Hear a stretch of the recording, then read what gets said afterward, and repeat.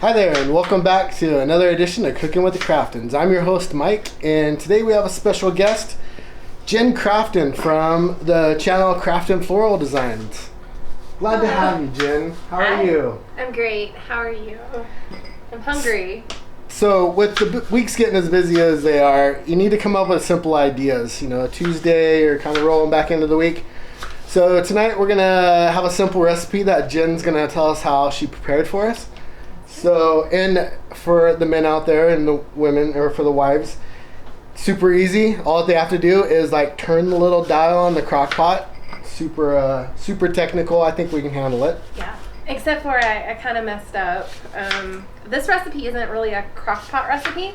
And I'll look online and see if I can find it to post for you guys if anybody's interested. But we're having butternut squash posole for dinner tonight, and so I just put all of the ingredients in the crock pot, and I left it on warm instead of low because I was afraid that it would overcook, and it is not quite done. So I scooped out our portion and put it on the stove and cooked it further, just like the directions say to, and turned up the crock pot on high for the rest of the leftovers, and I just am cutting up our fruit cup.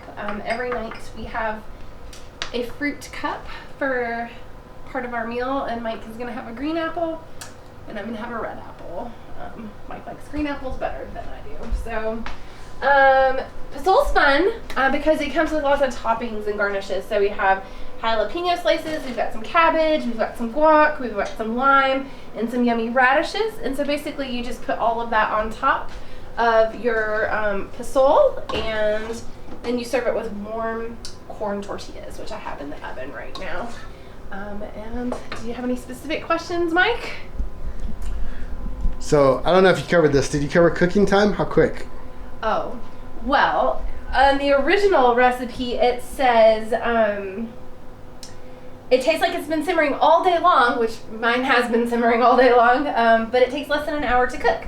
For shorter prep time, you can buy bagged cut squash and sub in coleslaw mix for the garnish. So there's some ways to save time. I put this all together last night and I turned it on this morning, and it wasn't quite done after 8 hours of being on warm. So I just transferred our part to a pot and cooked it for 20 more minutes or so, and now it is done. And the part that's left in the crock pot will be done later tonight, and then we can have some yummy leftovers. So if we're going to leave it in the crock pot, how much time would you tell us to leave it on for? I would say 4 hours on low probably would have been perfect. Instead of 8 hours? Oh, instead of 8 hours on warm. Yeah. That makes sense. Low is higher than warm. That is true. All right, thanks for joining us. We're going to enjoy our dinner.